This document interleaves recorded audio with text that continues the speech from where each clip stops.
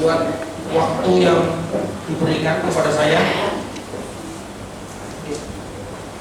Selamat datang kepada teman dan saudara saya, Pak Hugo.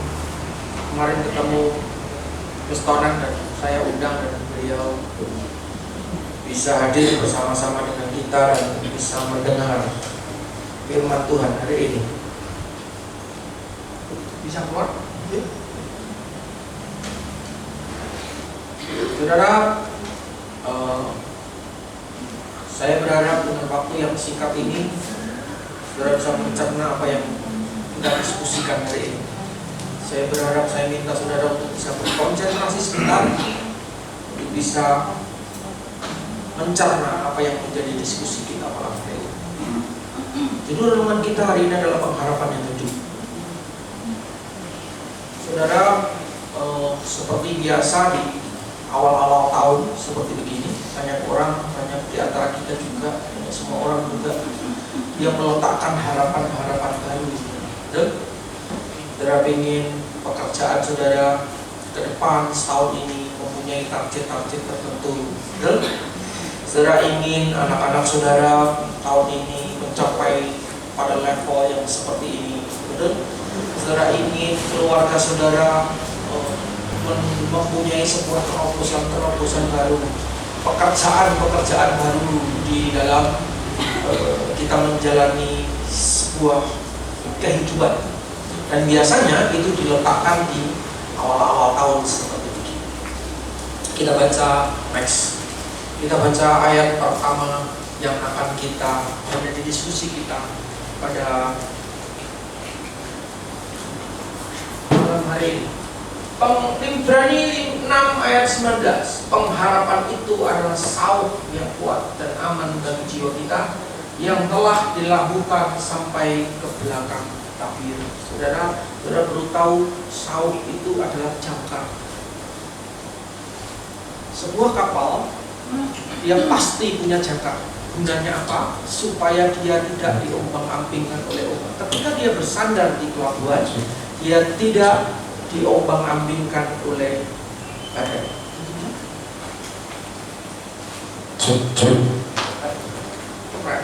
Ini aja, saya berharap saudara tidak terganggu. Saudaraku, seperti tadi saya katakan di awal-awal tahun seperti ini banyak orang menaruh pengharapannya. Mungkin juga saudara dan saya sendiri. Tetapi saudara lihat, banyak di antara orang-orang di sekitar kita yang kecewa karena harapan-harapan yang dia taruh tidak sesuai dengan fakta yang terjadi. Berharapnya begini, faktanya begini. Semakin tinggi harapan seseorang diletakkan dan semakin jauh fakta yang dihadapi, kekecewaan itu akan semakin dalam. Saudara pernah melihat orang seperti itu? Dan saudara perlu tahu, banyak hal di sekitar saudara yang bisa membawa saudara terhanyut. Bulan lalu divisi membawakan kita tentang terhanyut. Ternyata kekecewaan itu bisa menghanyutkan saudara. Banyak hal di sekitar kita itu yang bisa menghanyutkan kita. Saudara yang bekerja keras, hari ini ada orang-orang yang bekerja keras, mereka menjadi kaya raya. Kekayaan bisa menghanyutkan saudara. Terus kan? Tetapi kemiskinan juga menghanyutkan saudara. Pergaulan bisa menghanyutkan saudara. Salah memilih pergaulan bisa menghanyutkan saudara. Masa lalu yang kelam, luka yang begitu dalam di masa lalu bisa menghanyutkan saudara. Jadi intinya, ketika manusia meletakkan pengharapannya pada sesuatu yang bisa dilihat oleh mata, tinggal tunggu waktu, dia akan menuai sebuah kekecewaan. Dan ketika manusia meletakkan pengharapannya kepada Tuhan, percaya Tuhan itu adalah Tuhan yang setia. Jadi hari ini mari kita melihat sekeliling kita. Mungkin sekeliling kita juga banyak sekali orang-orang yang sudah tidak berani lagi berbicara tentang sebuah harapan. Kenapa? Karena dia terlalu dalam. kekecewaan, masa lalu, persoalan yang membuat dia terhanyut terlalu jauh sehingga dia tidak berani lagi berbicara tentang harap.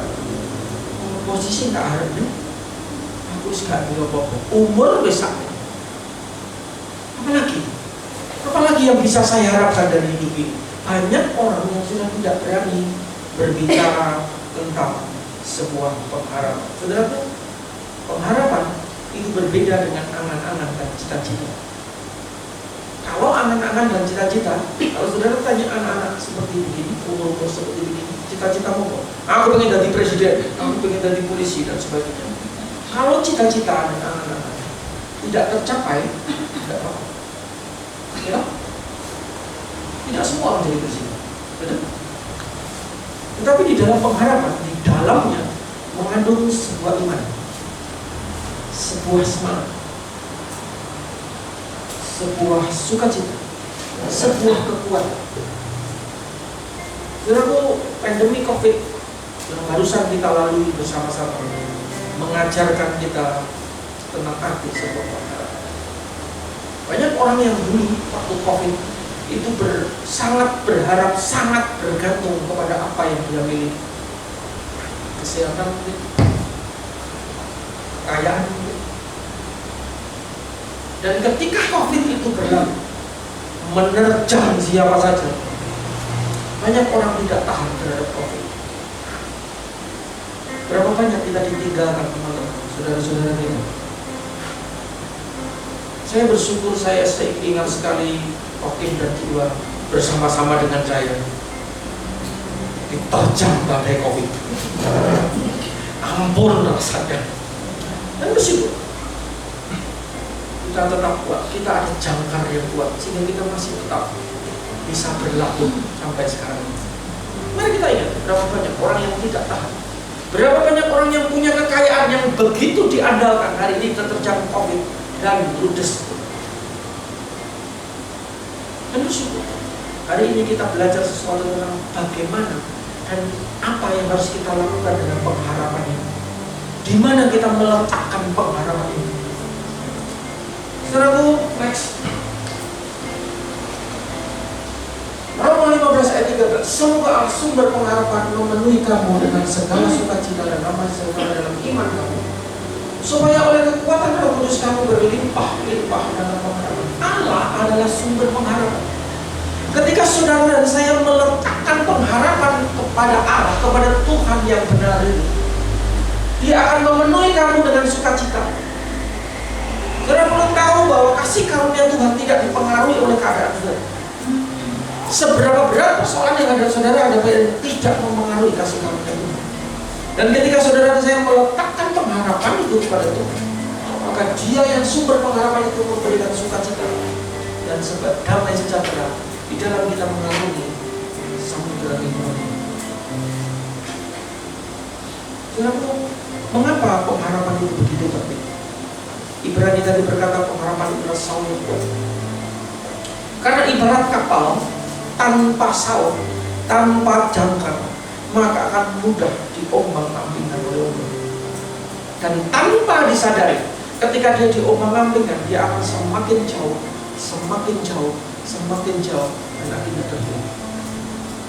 Kehidupan manusia itu seperti kapal di tengah samudera. Kehidupan ini adalah kita kapalnya, dan samudera ini adalah terdepan. Itu kehidupan yang akan kita jalani. Saya berharap saudara bisa mencerna, berkonsentrasi apa yang akan saya sampaikan. Ini baru prakata, ini belum total. Saya sudah 10 menit. Saya berharap bisa menyelesaikan tugas saya dengan baik. Next, hari ini kita akan belajar sesuatu dari kisah Alkitab Markus 5, 25 ayat 29. Ada di situ seorang perempuan yang sudah 12 tahun lamanya menderita pendarahan. Ia telah berulang-ulang diobati oleh berbagai tabib sehingga telah dihabiskannya semua yang ada padanya. Namun sama sekali tidak ada faedahnya, malah sebaliknya keadaannya semakin memburuk. Dia sudah mendengar berita tentang Yesus, maka di tengah-tengah orang banyak itu ia mendekati Yesus dari belakang dan menjamah jubahnya. Sebab katanya, asal jamah saja jubahnya, aku akan sembuh. Next. Seketika itu juga berhentilah pendarahannya dan ia merasa bahwa badannya sudah sembuh dari penyakit. Saudaraku, saya sangat percaya bagi ibu-ibu dan para wanita tahu apa itu penyakit pendarahan. Betul? Halo? Betul ya? Kalau bagi bapak-bapak yang tidak tahu, tidak usah dipikir, tidak mempengaruhi keselamatan saudara, tidak usah dipikir. Saudara tuh dikisahkan ada seorang wanita yang 12 tahun sakit pendarahan. Dan para wanita ini mengetahui betapa sakitnya, betapa susahnya saat dia mengalami pendarahan. Dan ini 12 tahun, cukup lama. Dan kalau saudara belajar tentang semangat dan iman, saudara perlu belajar dari wanita ini. Kenapa? Dia sudah menghabiskan seluruh hartanya. Berarti dulunya orang ini punya duit. Berapa banyak kita mengetahui bahwa ketika ada orang sakit, belum selesai dia berobat, dia sudah menyerah. Wes, Raisa mari. Wes, Raisa. Dia perlu belajar kepada wanita ini. Dia mengorbankan seluruh hartanya, seluruh, dan tidak menjadi baik, tapi semakin memburuk. Dan saudara perlu tahu, ketika dia mendengar Yesus, seharusnya ketika dia meletakkan pengharapannya itu pada uangnya, dan ternyata tidak berhasil, dia sudah tidak punya harapan. Betul? Apa yang dia harapkan? Tahu nggak? Sing diobat kau nak. Tapi ketahuilah, ketika dia mendengar tentang Yesus, harapan itu muncul. Meskipun itu kecil. Kenapa kok kecil? Karena dia belum pernah disembuhkan oleh Yesus. Dia hanya mendengar. Saudara baca seluruh Alkitab. Ketika orang-orang yang sudah tidak punya pengharapan dan tidak mendengar tentang Yesus, bertemu dengan Yesus, harapan itu ada. Saudaraku, tidak mudah bagi wanita ini. Kenapa? Dia harus berjuang keras melewati kerumunan-kerumunan orang yang mengelilingi Yesus itu untuk bisa menjamah jubah Yesus. Betul kan? Menurut saya tidak seimbang apa yang ia dapat dan apa yang dia lakukan. Kenapa? Pada masa itu, orang yang sakit pendarahan adalah orang yang najis. Semua yang dipegangnya najis. Saudara bisa bayangkan ketika dia berjalan dan ingin menjamah jubah Yesus, yang ternyata dijamah itu suami orang. Saudara bisa bayangkan? Suami itu jadi najis. Dan hukuman saat itu adalah dirajam mati. Dia harus berjuang keras dengan rasa sakitnya. Orang yang sakit pendarahan 12 tahun tidak mungkin gemuk. Betul? Entek apa ya? Pasti entek. Betul dulu? Ngenes dia. Dia harus tertatih-tatih berjalan menuju Yesus. Dia punya iman, dia punya semangat. Asal jamah saja cepat, aku akan sembuh. Tetapi itu tidak mudah.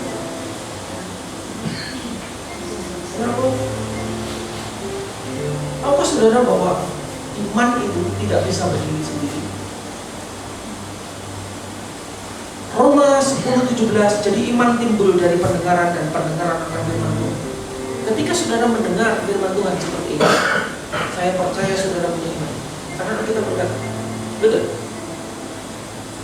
Tetapi Yakobus berkata, iman tanpa perbuatan adalah mati. Berarti iman bisa mati. Betul?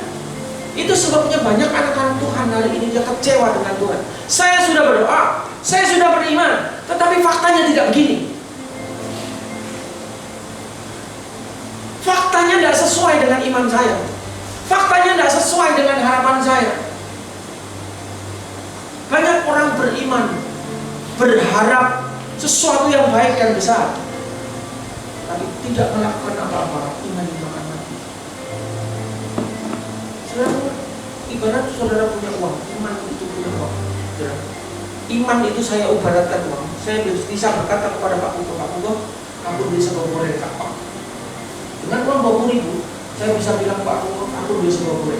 Bisa kan? Tapi ketika saya tidak berjalan ke penjual nasi goreng dan menukarkan uang itu dengan nasi goreng, maka uang itu akan tetap berupa uang. Itulah kekuatan pengharapan. Iman itu ada. Tetapi dia harus bergerak untuk melihat bahwa iman itu bisa ditangkap, bisa dilihat dan bisa dirasakan. Itulah. Ketika saudara berharap kepada Tuhan, itu akan menyebabkan saudara terus bergerak seperti wanita itu. Dan ciri seharusnya saudara bisa lihat, dan saya juga bisa rasakan, ketika orang itu meletakkan pengharapannya kepada Tuhan, maka dia menjadi pribadi yang tidak menyerah. Dia tidak menyerah kepada keadaan. Dia tahu Allah yang dia sembah, di mana harapan saya letakkan itu adalah Allah yang setia.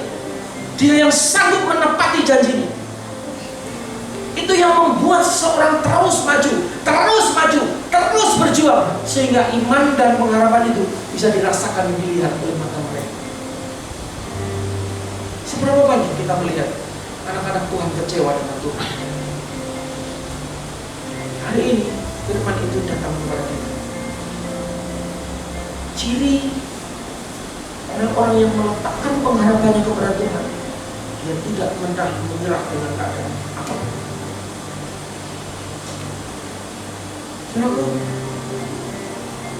Next,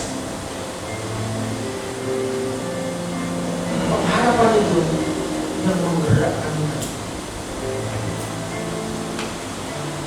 Harapan itu yang menggerakkan. Kembali kepada wanita ini.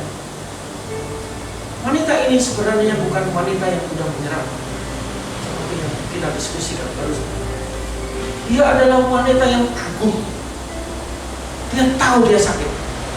Dia tahu bahwa dia tidak punya pengharapan. Sudah tidak ada harapan. Dia mau ke tabib harus bayar, tapi uangnya sudah tidak ada. Dan kita akan mendengar tentang Yesus, harapan menuju. Seberapa banyak saudara hari ini yang menghadapi sebuah persoalan, yang merasa kami sudah tidak ada harapan itu persoalan saya. Saya bergantung kepada orang ini, kekayaan ini, pekerjaan ini, semua sudah ludes. Ini sudah tidak ada harapan. Seberapa banyak saudara dan saya menghadapi persoalan ini? Belajarlah dari wanita. Ketika dia mendengar Yesus, harapan itu muncul. Apakah sudah langsung sembuh? Tidak, gampang banget. Dia harus terus berjuang dan tidak pernah menyerah. Itu yang menyebabkan kasih karunia Tuhan turun ke atasnya, dan Alkitab mencatat sembuh.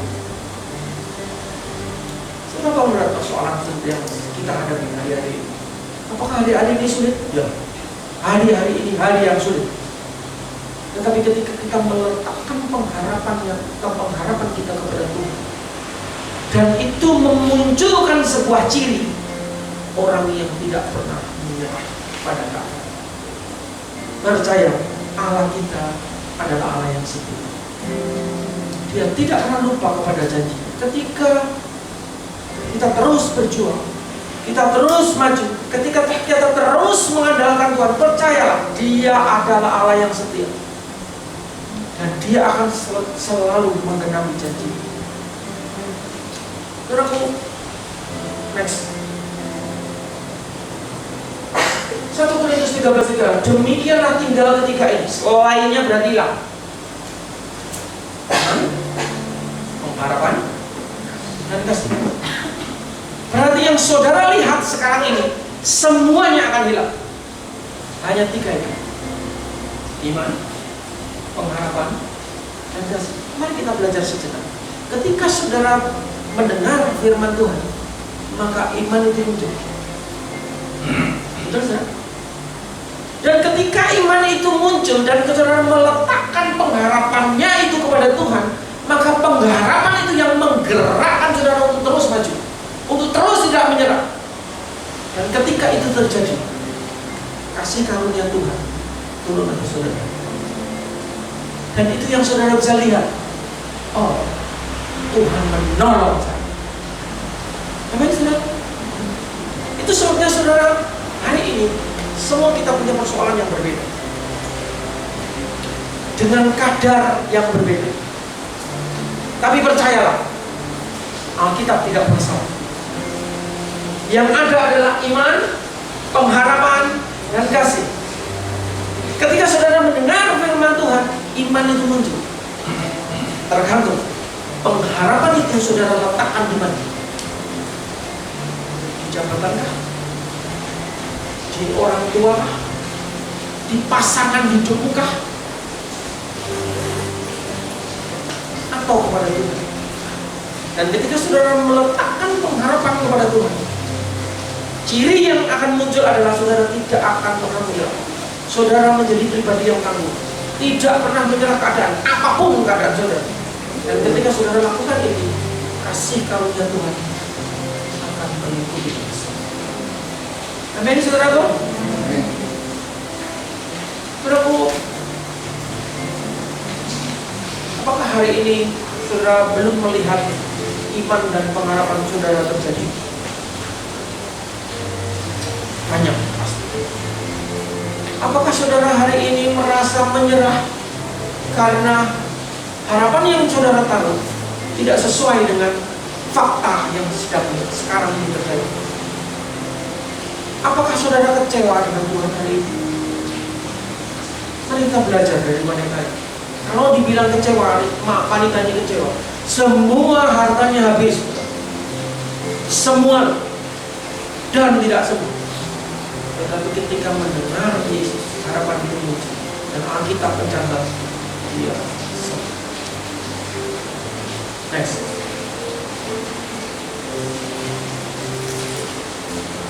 Hal yang kedua adalah pengharapan itu membawa kita kepada satu tempat di mana seharusnya kita berada. Next. Roma 5:1 ayat 2.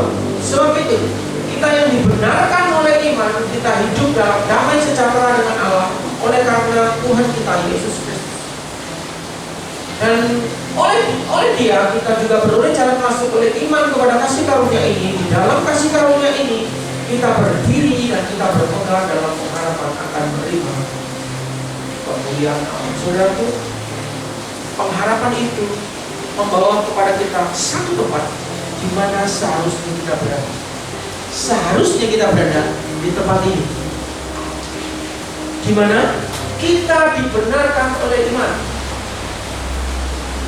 dan hidup dalam damai sejahtera dengan Allah. Ada damai sejahtera, harusnya kita berada di sini. Kita datang dan kasih karunia itu selalu menyertai, seharusnya kita di sini. Dan pengharapan yang kita letakkan kepada Tuhan seharusnya membawa kita di tempat ini.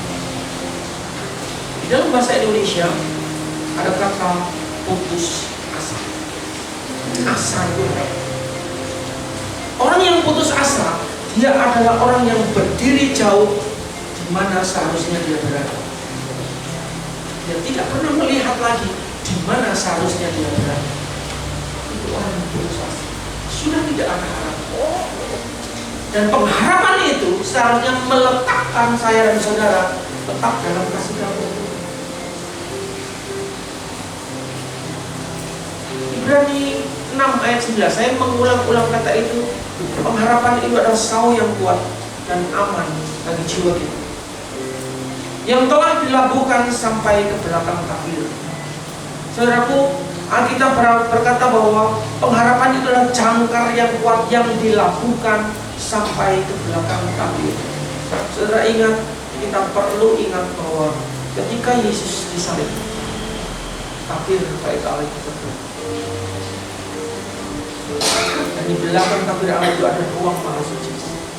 Dan seharusnya disitulah jangkar kita, sauh kita tambatkan.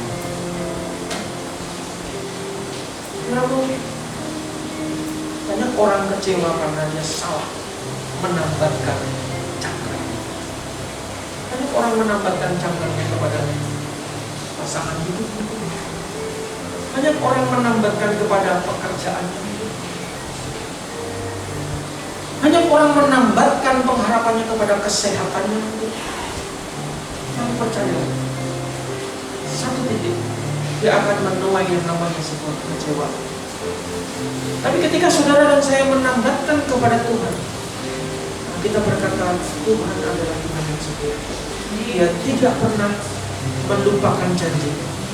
Dia tidak pernah lupa akan janji. Tergantung saudara meletakkan pengharapan itu di mana. Ketika saudara sudah benar meletakkan pengharapanmu kepada Tuhan, ciri sekali lagi yang akan muncul, saudara menjadi pribadi yang tangguh, tidak pernah mengeluh, tidak pernah menyerah. Dan ketika itu saudara lakukan terus menerus, percayalah kasih karunia Tuhan. Dia yang memberi kekuatan. Next. 10 menit lagi sudah. Saya tadi target 30 menit, ini 20 menit. Roma 5 ayat 3. Dan bukan hanya itu saja, kita malah bermegah dalam kesengsaraan kita.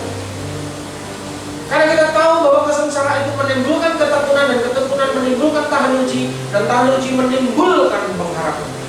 Dan pengharapan tidak mengecewakan karena kasih Allah telah dicurahkan dalam hati kita oleh Roh Kudus yang telah dikaruniakan kepada kita. Banyak orang yang bermegah ketika dia berhasil. Dengan keberhasilannya dia bangga, bermegah itu bangga.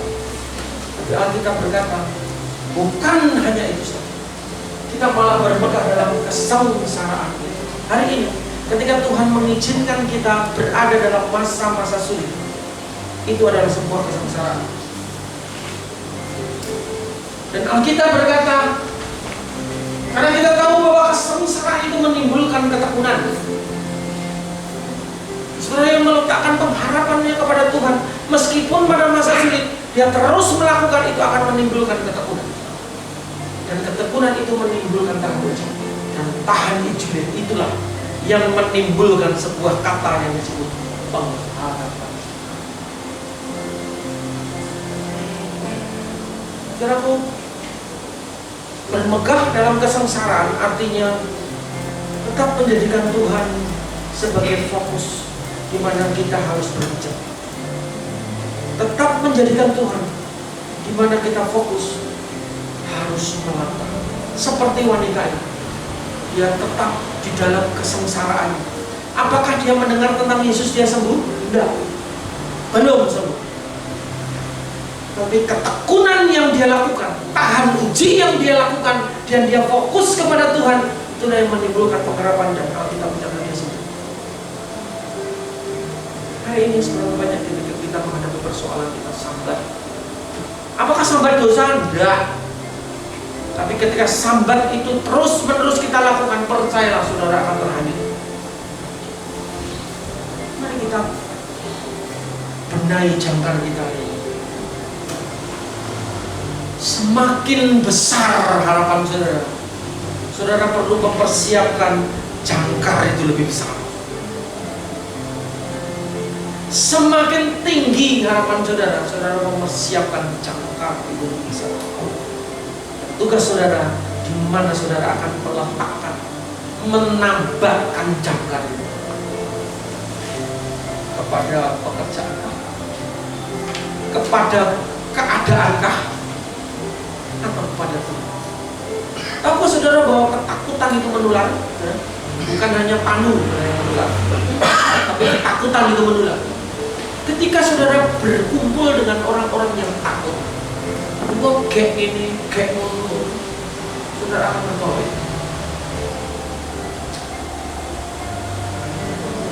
Tuhan mau pengharapan yang saudara pegang menular kepada orang yang belum mengenal. Orang bisa melihat, jadi kok iso ya, kok kuat dengan persoalan seperti ini. Dia akan bertanya, iya caranya. Ketika itulah kita bisa memberitahu bahwa pengharapanmu. Amin. Amin. Sebagai closing statement, saya akan membagikan kepada saudara satu kisah di dalam Perjanjian Lama, 2 Raja dan Teks. Ini kisah terakhir. 2 Raja 2:19-22. Berkatalah penduduk kota itu kepada Elisa, Cobalah lihat, letaknya kota ini baik, seperti Tuhan melihat, tetapi airnya tidak baik, dan di negeri ini sering ada kekuburan bayi. Jawabnya, ambillah sebuah pinggan baru bagiku, taruhlah garam di dalamnya. Maka mereka membawa pinggan itu padanya. Kemudian pergilah ia ke mata air itu, ke mata air mereka, dan melemparkan garam itu ke dalamnya serta berkata, beginilah firman Tuhan, telah kusehatkan air itu, maka tidak akan ada lagi terjadi olehnya kematian atau keguguran bayi. Demikianlah air itu menjadi sehat sampai hari ini sesuai dengan firman Tuhan yang telah disampaikan. Saudaraku, ini kota Yeriko. Kota itu baik, kota itu sehat, tidak terjadi apa-apa, tetapi mata air itu tidak baik. Keguguran bayi itu adalah kematian. Saudara, tahukah saudara, kehidupan di luar Yesus yang kelihatannya baik-baik saja, semuanya oke-oke saja, itu adalah kematian. Sekali lagi, kehidupan di luar Yesus yang kelihatannya baik-baik saja, diberkati, uangnya banyak, itu adalah kematian. Dan Elisa berkata, berikan kepadaku pinggan yang baru dan garam. Tahu saudara bahwa kita adalah garam dunia? Ketika saudara menerima Yesus sebagai Tuhan dan Juru Selamat saudara, saudara telah diletakkan di dalam pinggan yang baru. Garam itu sudah diletakkan dalam pinggan yang baru.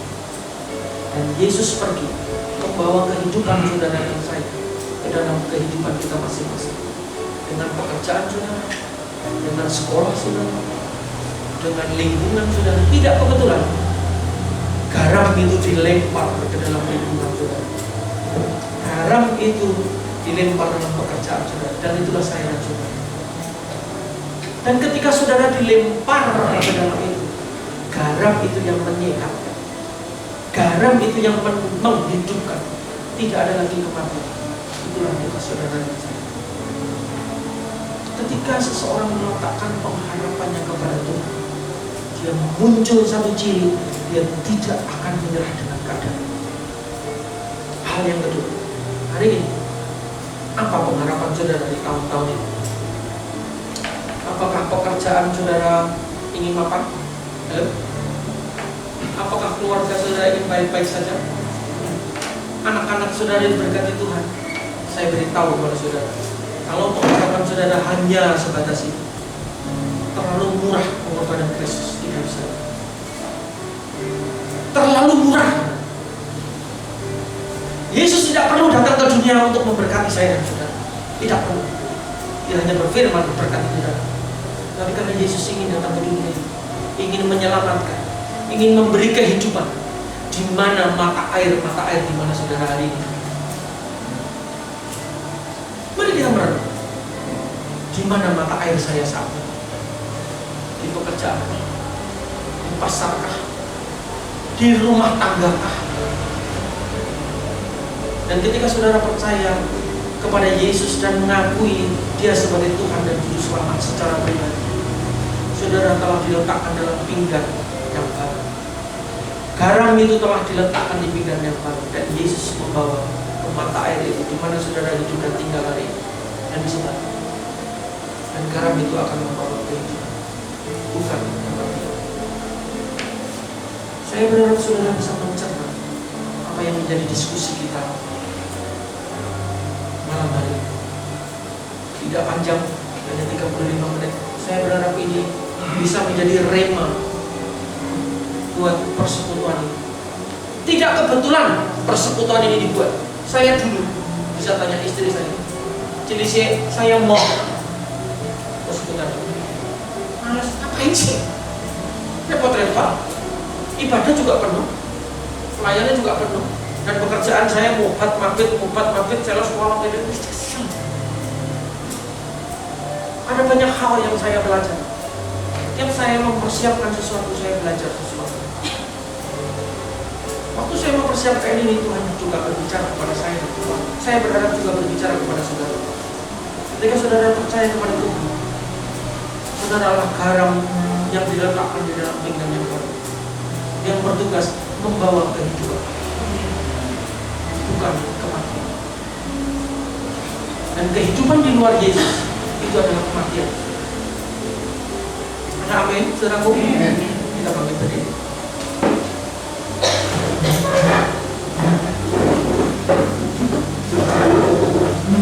Saya berikan waktu saudara untuk tutup mata, saudara merenung.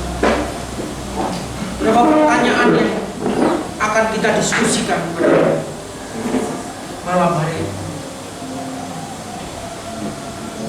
Gimana saya meletakkan jangkar pengharapan saya hari ini?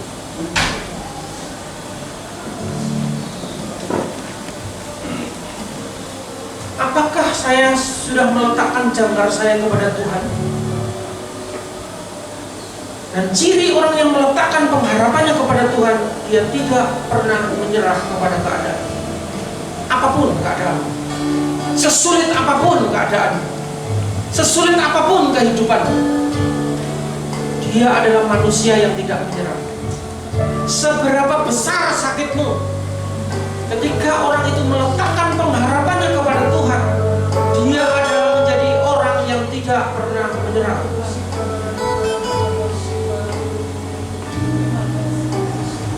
Pertanyaan terakhir, gimana sudah meletakkan pengharapan saudara hari ini?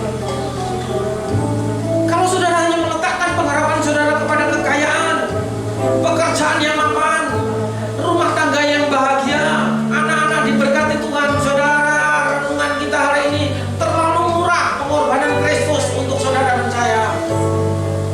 Untuk memberkati saudara, Kristus tidak perlu turun ke dunia. Dan hari ini saudara diletakkan dalam pinggan yang baru, garam yang baru, dan siap untuk disebarkan kepada mata air di mana saudara berada hari ini. Garam itu adalah saya dan saudara yang menciptakan sebuah kehidupan, dan tidak ada lagi keguguran bagi atau kematian. Berserulah kepada Tuhan, Tuhan ini aku, garammu. Berterima kasihlah saudara mendengar firman ini, dan iman itu akan muncul, dan pengharapan saudara itu yang menggerakkan iman saudara. Dan percayalah, ketika pengharapan itu bergerak, kasih karunia Tuhan akan turun kepada saudara. Haleluya.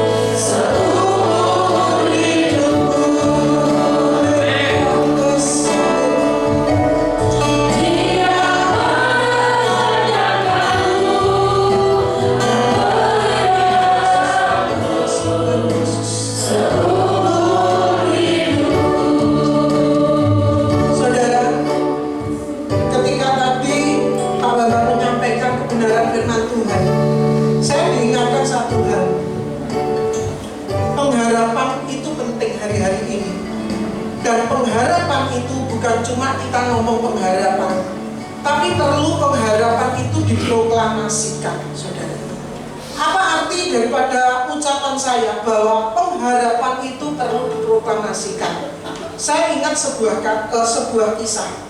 Satu kali pada Olimpiade tahun 2000 di Sydney. Saat itu tim bulu tangkis itu masuk final.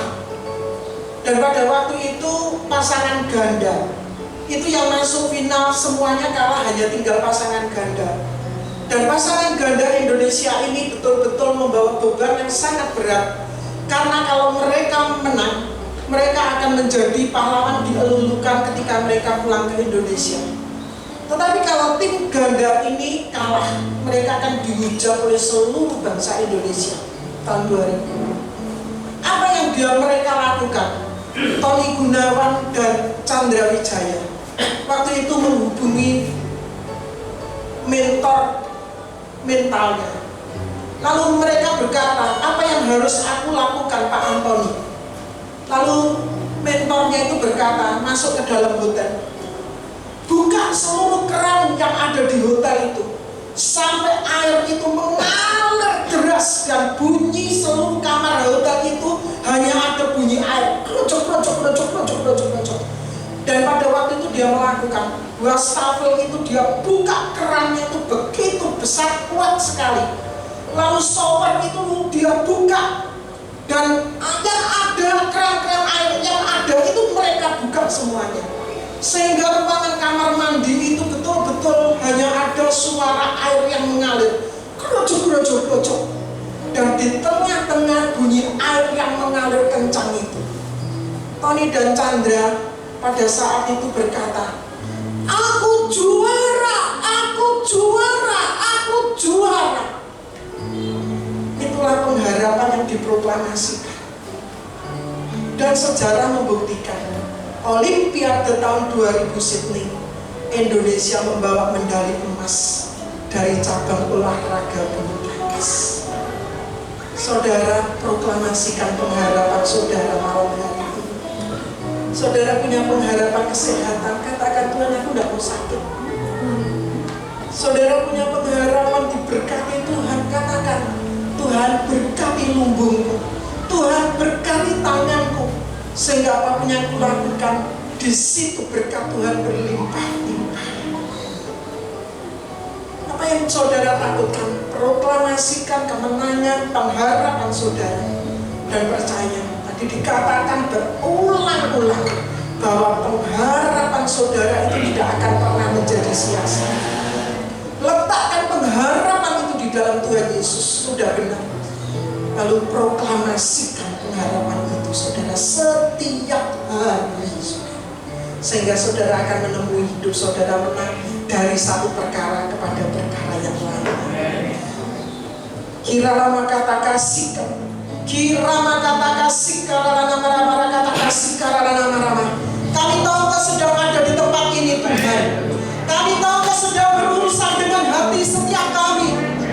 Tuhan, Pak Bambang, saya tidak pernah bisa melihat hati setiap anak-anakmu di tempat ini, tetapi Tuhan melihat sampai ke dasar hati mereka. Kalau sekarang mereka mulai goyah, biarlah iman itu kembali tumbuh dalam hidup mereka dalam nama Tuhan Yesus. Dan biarlah Tuhan bawa mereka dalam perjalanan iman oleh karena pengharapan itu.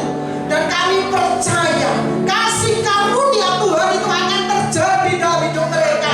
Mereka akan melihat kemenangan, mereka akan melihat buah, mereka akan melihat terobosan, mereka akan melihat hasil daripada iman dan pengharapan itu. Terima kasih Tuhan, terima kasih. Kami percaya malam hari ini meteraikan firman-Mu bukan cuma didengar, tetapi biarlah terjadi di dalam nama Tuhan Yesus.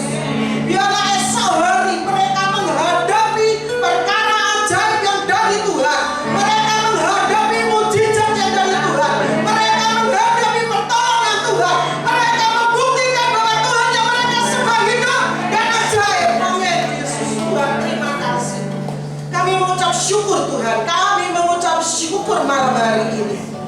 Biarlah di awal tahun ini Tuhan, Kau terus melatih kami Sehingga teman-teman di PTK ini bukan hanya sekedar menjadi orang Kristen, tetapi Kristen yang berkualitas, Kristen garam, Kristen yang menyehatkan, Kristen yang memberikan kehidupan kepada setiap situasi kondisi yang pahit. Tuhan, terima kasih, terima kasih, terima kasih. Biarlah visi misi daripada PTK boleh terjadi, bertemu dengan Tuhan secara pribadi, diubahkan hidupnya dan mengubah lingkungannya, mengubah kotanya. Terima kasih Tuhan, terpujilah nama Tuhan. Kami mengucap syukur karena kami tahu Engkau sedang ada dan berurusan dengan kami. Biarlah Engkau memberi kekuatan yang baru untuk kami menjadi pelaku daripada kebenaran firman.